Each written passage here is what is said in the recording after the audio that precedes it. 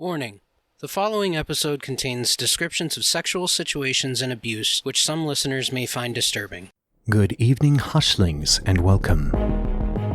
I present your preceptors to the underbelly of the void, the whispers of conjecture, and the known of the unknown. Thus begins the conclave of the Hush Hush Society. Hello again, Hushlings. I'm Declassified Dave. And I'm Mystery Mike, and as always, we're joined by our associate, Slick Frank Sanders. What's up, guys? How you doing? Last debriefings, we did a double shot of the JFK assassination. So this debriefing, we're going to get into the Jeffrey Epstein suicide. This is going to be part one of a two-part episode. But before we get all roped up into that, make sure to check us out on all our social medias. You can find us on Facebook, Twitter, and Instagram. You can also find us on all streaming platforms. And we have a brand new YouTube channel. Make sure you find us on there and hit that subscribe button.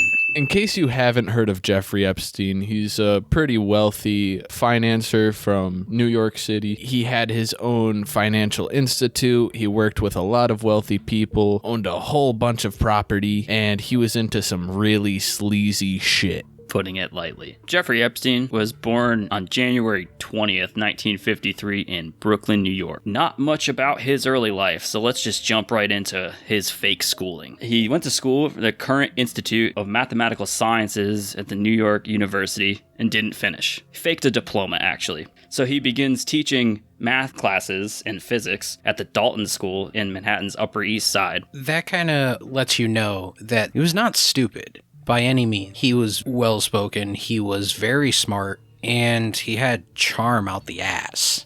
He didn't have any business being at the Dalton School. He didn't have the credentials you need for that sort of gig. No, he talked his way into that position. How do you talk your way into a job that you have zero credentials for, zero experience with? You just say, hey, yeah, I could do that. Imagine the ego that you have to say, yeah, I can teach these high school kids physics. No problem. Well, I mean, if you're that smart, he was also a narcissist. And he's only 21 years old at the time. Big ol' ego, 2 decades on the planet. He met Alan Greenberg, who is the chief executive officer of Bear Stearns. And only a couple years after he started working at this Dalton school, he left there and rose through the ranks of Bear Stearns, first as a trader and then to a limited partner, and then basically just controlling the money and again talked his way up. And that's insane in itself, considering that he took his position at the Dalton school and snowballed it, going from maybe a guy that made $100,000 a year or something. I don't know what a teacher makes in a private school, but in a high-end private school. But to roll that into a multi-million-dollar career is, I mean, it's amazing. He doesn't stop there either. I mean, you're talking like, what is he, a 23-year-old at the time? Millionaire. And you don't even know who he is.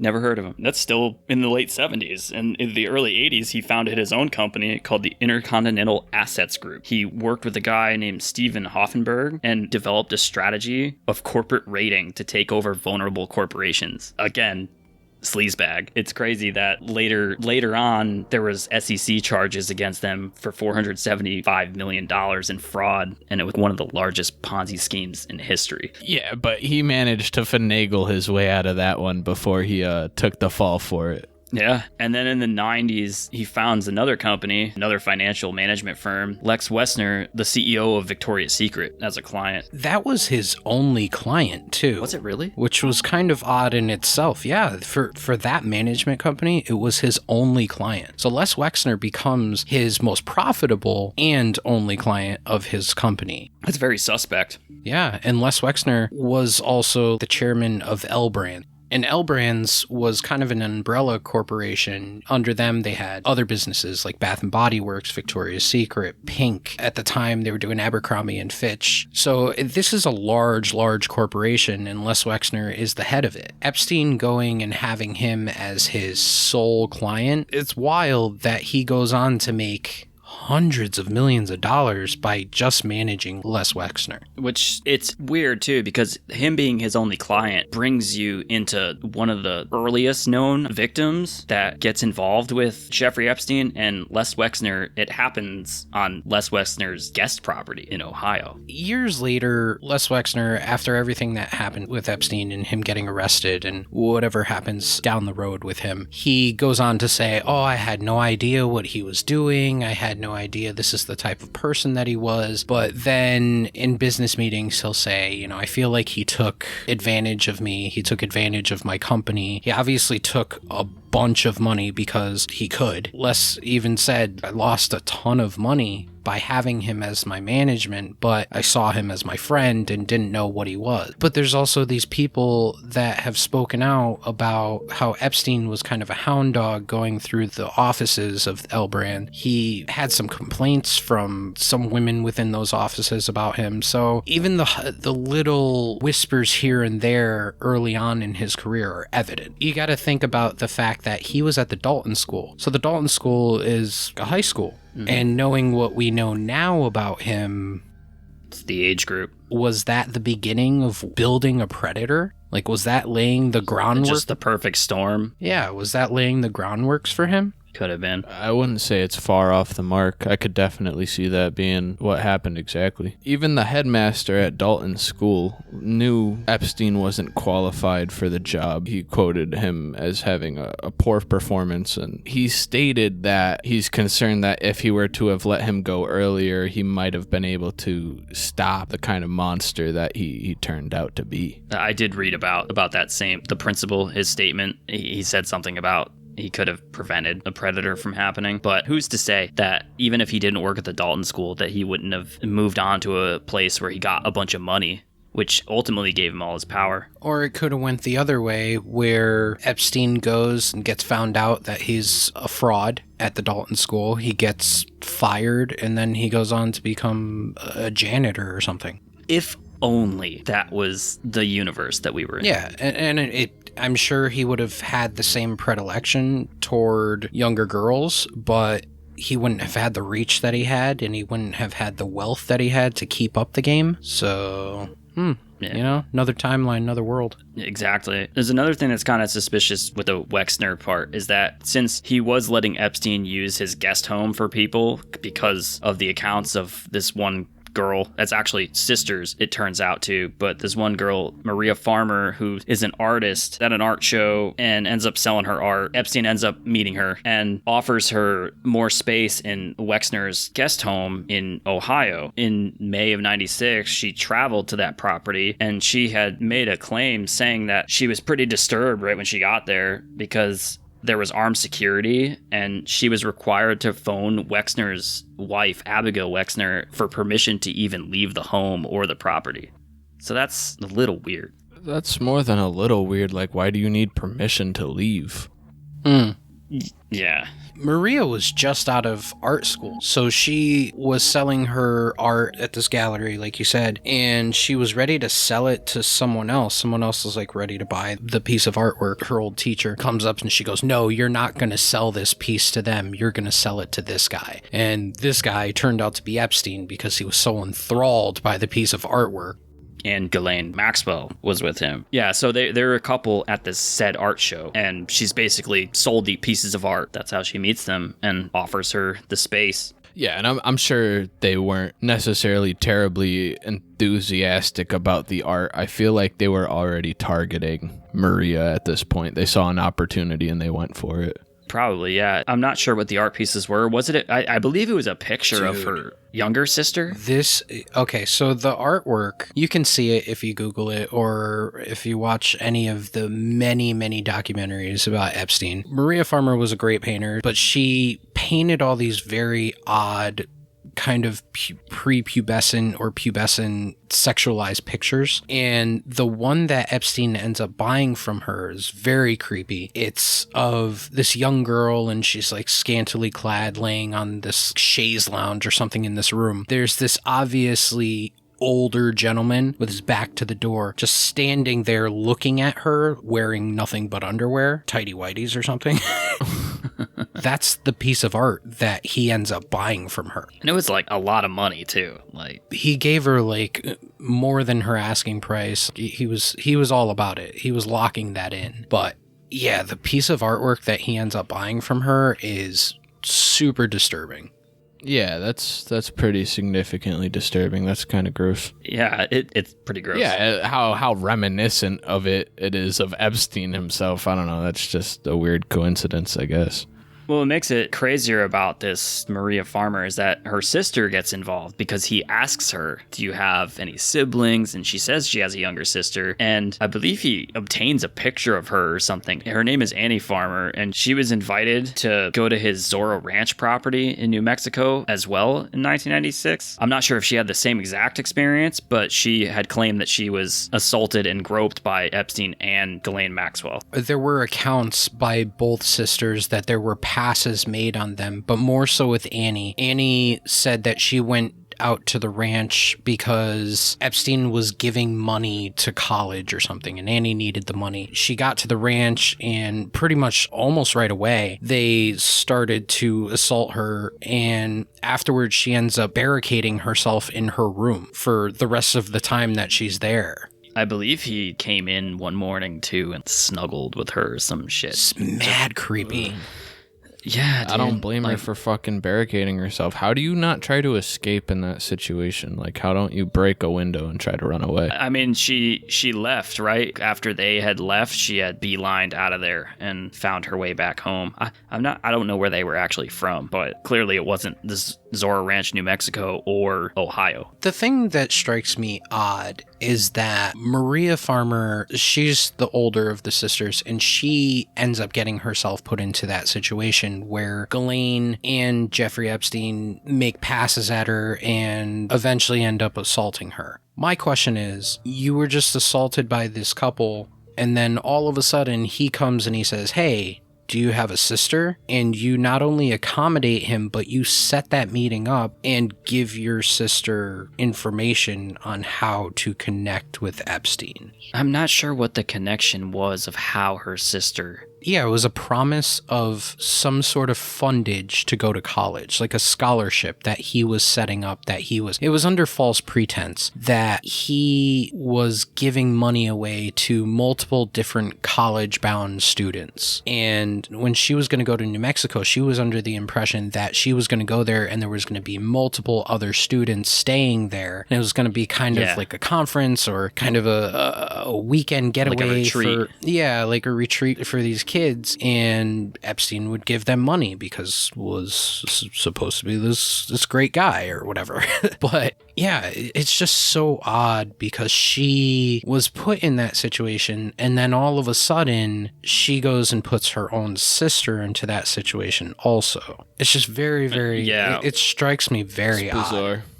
Yeah. They must have been from New York or something, because one of the Farmer sisters apparently on the 26th of August in 96 called the New York City Police Department and the FBI and reported it. And the authorities actually didn't even take any action about the assault. I don't know if it's because they didn't happen in New York jurisdiction or they just swept it under the rug, but they made a report about property theft of Farmer's artwork by Maxwell and Epstein. So I guess she had claimed that he had stolen artwork from them, or they had stolen artwork from her. But other than that, nothing really happened with those two sisters for 1996. Yeah. And ultimately in 2019, the major lawsuits that went against Epstein, the younger sister Annie had stated that she was groped, harassed, and he had crawled into bed with her at the Zorro Ranch, and that Maxwell had given her inappropriate topless massages. And I still find it's fucked up that nothing happened with them contacting the authorities, because even if it was out of the New York City Police Department's jurisdiction, like the FBI kind of has free range over the country. Like they can investigate anything that goes on anywhere in the country, right? Maybe they just needed more dirt on the guy. They could have passed it up easily. Well, we keep mentioning Ghislaine Maxwell. Now, if you don't know who Ghislaine Maxwell is, she has purportedly been the main co-conspirator with Jeffrey Epstein. Now, a little background on her. She was born in 1961. She was a British socialite. Now, the interesting thing about her is that her father was a publishing tycoon. His name was Robert Maxwell. Robert Maxwell is said to be an ex-Mossad agent. Now, if you're not familiar with what a Mossad agent is kind of an Israeli intelligence officer, and he had dealings all over the world, and her father was a scumbag spy.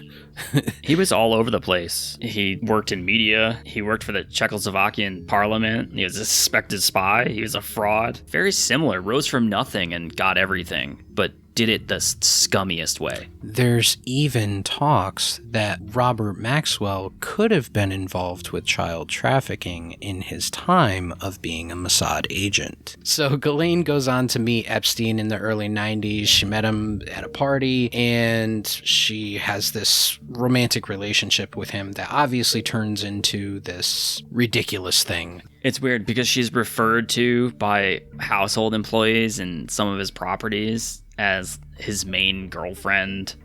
And I think Epstein refers her to as his main girlfriend, and some of the employees of the household that she's the head lady. She's running the books and moving the cogs. Yeah, she's like a glorified secretary. Glorified secretary that gets hers too, huh? Yeah. The early 2000s was an interesting time for the Epstein case, to say the least. A lot was going on. A 14-year-old girl becomes the earliest underage victim to accuse Epstein of molestation. She cited an incident that happened at his Palm Beach property. That's where a lot of this stuff was going on. He had a lot of underage girls coming in and out of this mansion. To give a little background on the Palm Beach area, when you think of Palm Beach, I usually think of West Palm Beach, and I thought West Palm Beach was kind of rich, uppity, but apparently Palm Beach is rich and uppity, and West Palm Beach is a little more middle class to lower class. So he had this big mansion in Palm Beach, almost on like a millionaire's row type of road, where nobody paid attention to the comings and goings of some millionaire there. This anonymous 14-year-old girl was brought to Epstein's mansion by her high school friend to give Epstein a massage in exchange for money. Generally across the board, I want to say it was like $200 per quote-unquote massage. I'm sure it fluctuated, but... Yeah, I think it was $200 because there is another victim in that same time in 2002 where a couple of years prior to him actually getting a complaint, to where there was another 14-year-old girl who came forward named Shauna Rivera, who quoted saying, "My friend told me we're just going to give this guy a massage, but we have to undress completely." And after the massage, he gave her $200. And apparently she continued to do this for like 3 to 4 years. The same story. Anonymous girl's mom sees she has money and is like, "Hey, what's up? Where did you get this from? You don't have a job. Why do you have $200 laying around?" And the girl tells her about the massage and Epstein, and the girl's stepmother or mother goes to the police, and that's where this first accusation kind of takes place. It's kind of wild, too, that him and Ghislaine kind of set up this network of young high school girls. And it was almost a pyramid scheme of sorts.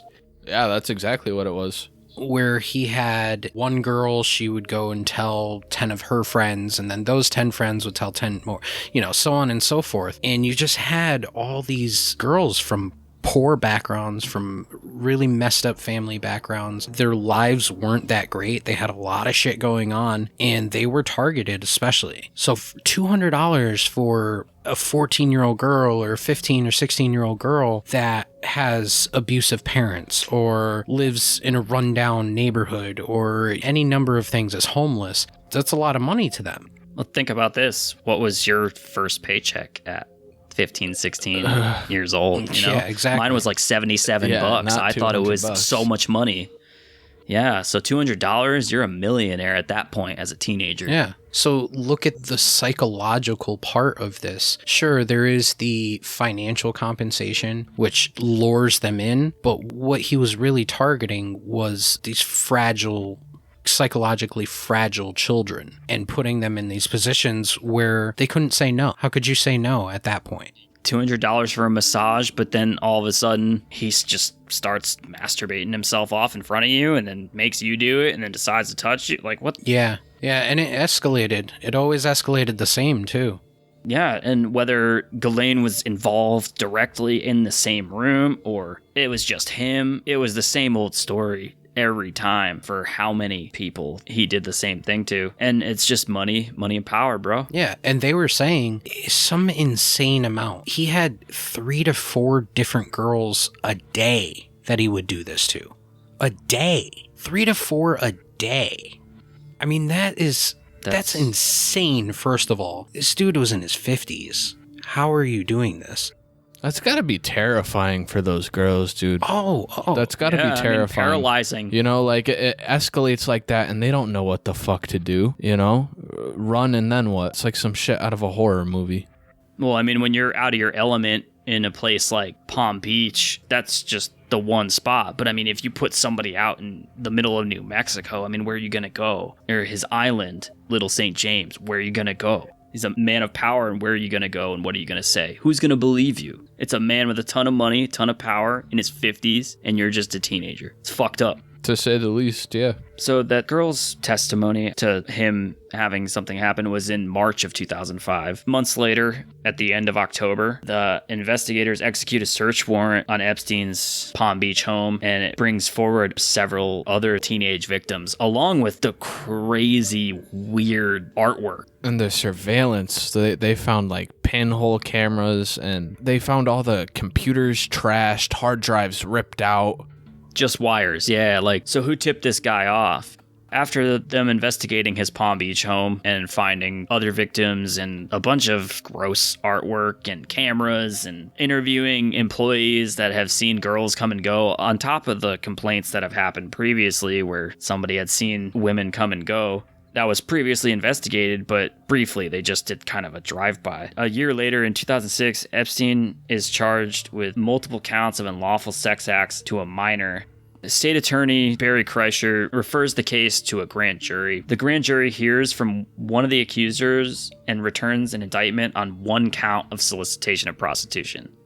How many people this guy affected, and you only get 1 count? This whole investigation into him, very first real investigation into him, and I use that term loosely, is the first real showing that Epstein has powerful friends. And if he doesn't have powerful friends, he's got a lot of fucking money to pay those powerful people off. So when the Palm Beach police come in to the state's attorney's office, Barry Kreischer, and they say, hey, we got this guy, he's rich, we got multiple accounts of him pulling these girls into his house, doing these things, these are the ages of the girls, to give him the full rundown. This guy's like, oh yeah, he's gone, we'll put him away for life. The investigation gets underway, and all of a sudden, Barry Kreischer kind of backs down and doesn't go full throttle towards Epstein and gets him off with this prostitution charge. In that moment, you got to think to yourself, this guy, before he knew who Epstein was, he only knew what he had done up to this point. He only had the bare facts. He says, yeah, we're going to get this guy. Then all of a sudden, he turns around and he's like, no, not a big deal. He's just a guy that paid some girls for sex and he didn't know that they were underage.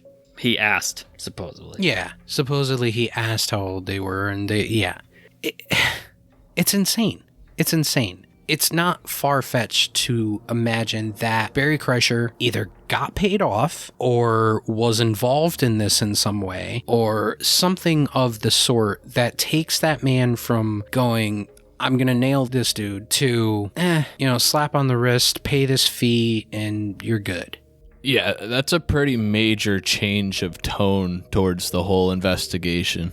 I mean, pretty quick. I mean, these investigations take a while. That was within a year. They give him that 1 count of solicitation of prostitution. And then shortly after that, the FBI opens a federal investigation on him. And because of the other multiple accusers, some in Florida, others in New York, others in New Mexico, elsewhere in the United States, that boils into another thing that happened the following summer. He begins to negotiate legal terms with a plea deal with Alexander Acosta, what happens pretty much a year later with Alexander Acosta. Similar situation. After a year of investigating and going back between both the sides, Epstein finally appears in a Florida courtroom and pleads guilty to that one count of solicitation of prostitution and one count of procuring a minor under the age of 18. He's given a sentence of 18 months in jail, plus a year of community service, and he has to register as a sex offender. Also in 2008, there's the financial crisis, and his Bear Stearns company that he was a part of collapses. He probably got out of that without having too much ramifications financially. Hello, I'm Rebecca Rosewood, and I'm here to help you keep your curses hexy and your hexes sexy in this snarky, true crime and paranormal podcast. If you like a little personality with your true crime and a little scare with some flair, Thrice Cursed is the podcast for you. Thrice Cursed will be coming to you anywhere you listen to podcasts in October. Until then, you can find me on social media such as Instagram, Twitter, and Facebook at Thrice Cursed Pod. Until then, keep it hexy. What's up, Hushlings? Mystery Mike here, and I'm here to tell you about a contest that we're currently running. It's real easy to enter. All you gotta do is go to iTunes, submit a review for our show, and screenshot it, then send it on over to us. You can do this through our social medias or through our email at hushhushsociety@planetmail.com. You'll be entered to win a travel-size edition of Conspiracy, the Card Game. This card game explores all the conspiracies and tests your knowledge of the deep, dark unknown. This contest will run until October 5th. Second and third prize winners will also be chosen and receive a Hush Hush Society sticker pack. Acosta could have put Epstein away for a very, very long time. It's later come to be known as the sweetheart deal. Alexander Acosta gives him, instead of this hard time, instead of going to federal prison, he allows him to take residence in the Palm Beach stockade. Now, a stockade is kind of like a lax jail. And not only that, Epstein is allowed to leave the stockade for up to 12 hours a day.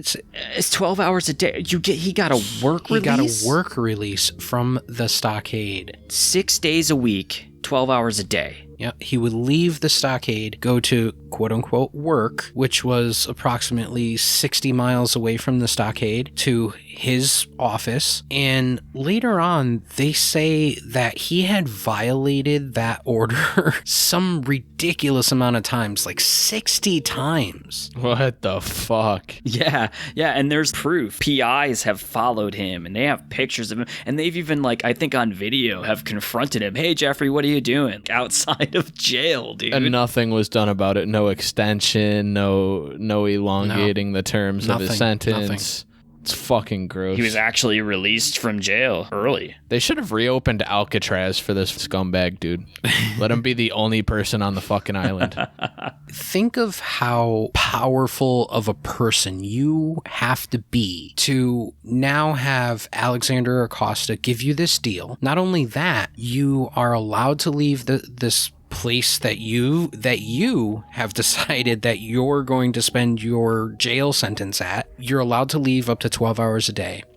And then you're seen on the beaches of Mexico when you're supposed to be in jail. And you're seen going on vacation and going to Paris and going to New York and traveling and getting on planes, and then just go back to the stockade later in the day, take a nap, wake up, and do it all over again. Like, how powerful of a that's mafia shit right there. That's higher than mafia shit, dude. This guy got away with everything for too damn long. And it's the craziest thing is one major thing that happened in this sweetheart deal was that Epstein wasn't able to be prosecuted, and nor was his co-conspirators named or unnamed. Mm-hmm.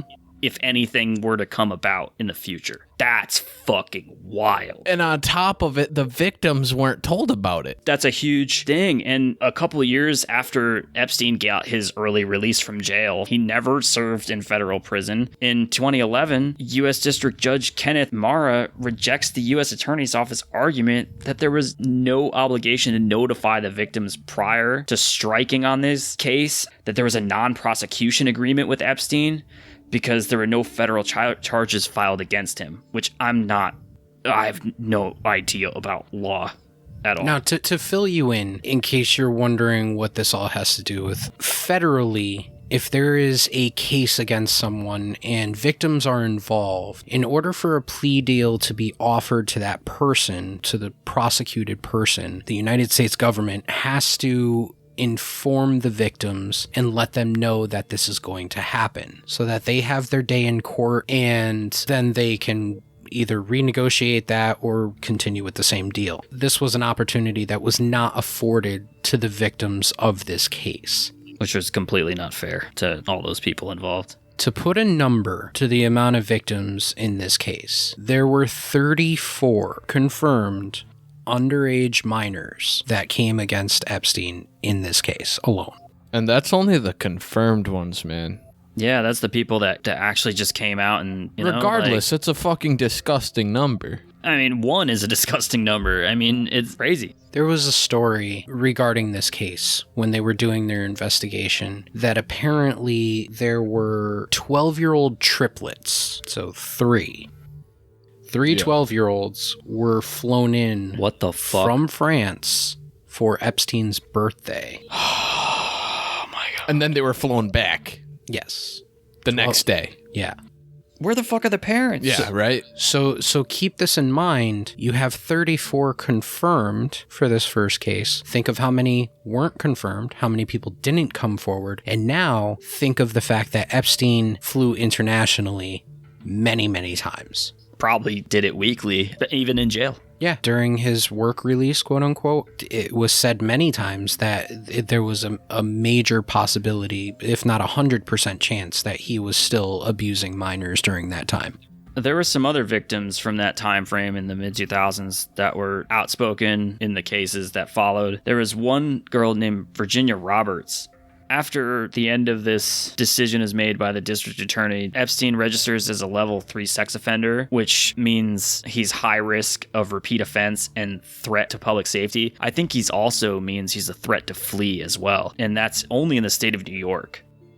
Only in the state of New York. Let's not talk about New Mexico or Florida or many of the other places that these victims hailed from. Just New York.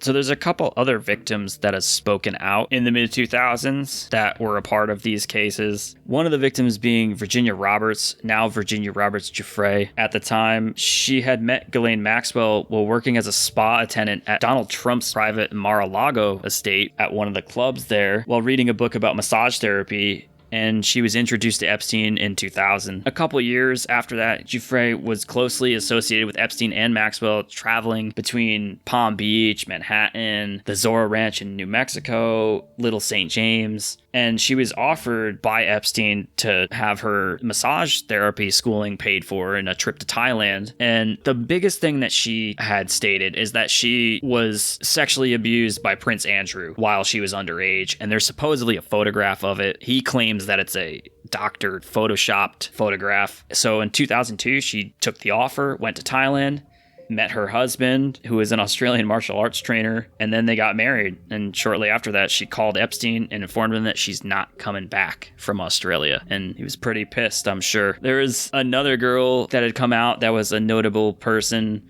Her name was Sarah Ransom. And in 2006, she came to New York for fashion school and befriended Natalia Miloshev at a club. And it was through Miloshev that she met Epstein. Now, a quick thing about Miloshev is that she's accused of recruiting young women for Jeffrey Epstein through the early 2000s. Kind of interesting. This guy had, like we said previously, even with the high school girls, he had this tier system of recruiters, pretty much. You had Ghislaine, who was a smooth talker like him, I guess. She was on par with him, so she was his main recruiter. But he also had all these high school girls that would recruit for him. He had other adult females that would recruit for him. And these are just the ones that we know about. So imagine there might be a laundry list of other co-conspirators or other recruiters that he had under his wing. And they have immunity.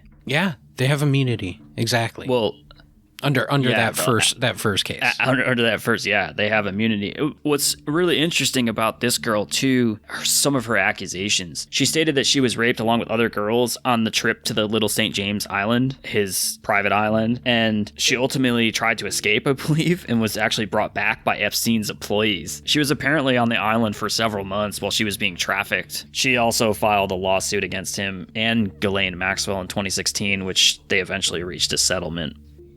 Sarah Ransom also goes on to say that she was abused by Alan Dershowitz. Alan Dershowitz is a famous lawyer who has represented many stars and celebrities throughout time. And Virginia Giuffre also says that she was assaulted by Dershowitz along with Prince Andrew, accusing a British royal of being in cahoots with Epstein and being abused by him. There's also a photo floating around to kind of back up Virginia Roberts' account of the whole thing of her and Prince Andrew together. And who's in the background of this picture like she is in so many other pictures? Ghislaine Maxwell. The grossest fucking photo bomber in humanity. In June 2016, a lawsuit was filed in New York by a woman who I guess used an alias, Katie Johnson, claiming that she was raped by then presidential candidate Donald Trump at a party at Epstein's Manhattan mansion in 1994 when she was only 13 years old. Trump and Epstein both denied that happened. And ironically, obviously. Ironically, Johnson backs out of a press conference just days before Donald Trump is elected, saying that she was threatened and she was fearful, and she later dropped the lawsuit altogether. Yeah. Up until this point, there have been many accounts of Epstein's quote-unquote people following around the Palm Beach police, and he had people threatening people, oh, watch your back, accidents happen. Ghislaine even was calling some of the old victims, I believe she called Virginia Roberts, saying... Don't jog. Yeah, don't go don't go jogging. There's a lot of accidents happen over there. She kind of made those passive threats also to the Farmer sisters. So it's not far-fetched to believe that now Katie Johnson comes forward. She's talking about the current president of the United States before he was the president, obviously, but him being involved in some sort of rape against her. So these guys are on par with each other. They're both powerful men. It's not far-fetched to think somebody got a hold of her and said, look, you drop this shit now, or, they won't find you. It speaks in volumes that she just completely dropped the lawsuit and how it just kind of goes hand in hand with Maxwell's and Epstein's kind of threatening system they had going on. Even more ironically, after that, you have another name that we talked about previously. A couple months later, after Donald Trump is inaugurated, he announced Alexander Acosta as the U.S. Labor Secretary. What a fucking coincidence. Small world, huh? So you got one guy that's friends with one guy that's been accused with one guy, and then one guy that gave this guy a sweetheart deal. So that's a lot of guys. That's a lot of guys there, guy. Alexander Sweet Deal Acosta. Alexander Sweet Guy Acosta. Not funny. But by the way, a little sidebar about Alexander Acosta. I don't know if you've seen a recent picture of that man and his family. His children look like they have been tapped of all adrenochrome. They are like they've been bloodletted. Their eyes are sunken into their heads. They look like children of the corn. I'm sorry. I'm not usually one to go after kids. Holy shit, that's those kids? Oh, wow. His wife and his children look like they are the young dude. I always thought that picture was Photoshop. Don't worry, guys. We're going to touch on that in part 2 of this for sure. Oh, they look like they were made in a fucking lab. Right? Another year goes by and a defamation suit by attorney Bradley Edwards against Epstein is settled out of court in only 1 day of trial. And Epstein apologizes and agrees to other confidential terms. Sketchy. More under the table tomfoolery. Not much else goes down after that other than when shit really hits the fan the following year in February of 2019, when a judge rules that the then attorney Alexander Acosta did violate the Crime Victims' Right Act by not informing Epstein victims that there was a plea deal that happened 11 years earlier. And only a couple months later, in just after July 4th, his last party, Epstein is arrested in New Jersey's Teterboro Airport by the FBI and NYPD Crimes Against Children's Task Force. And they finally charge him with sexual abuse and sexual trafficking charges, and they would later deny bail. Yeah, he offered like some ridiculous amount of bail, like $10 million or something. All his money. I think he offered his entire assets. Really? It's kind of odd timing because February 2019, that happens where the judge rules about Alexander Acosta. And then in July of 2019, Alexander Acosta resigns from the Trump administration as labor secretary. Talk about fucking up, man.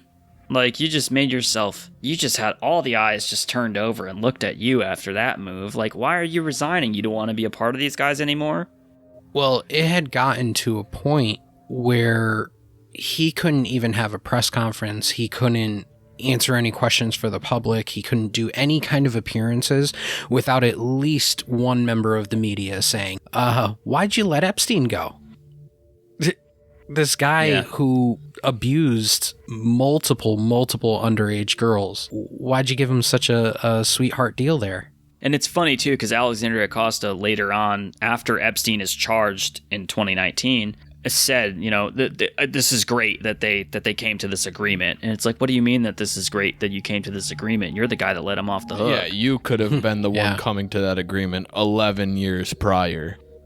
Yeah, and how many people were abused from 2008 to 2019 that you don't know about? Why would he even take that position? The whole situation was going to blow up in your face eventually. Why would you want to be on, like, the president's cabinet when it fucking happens?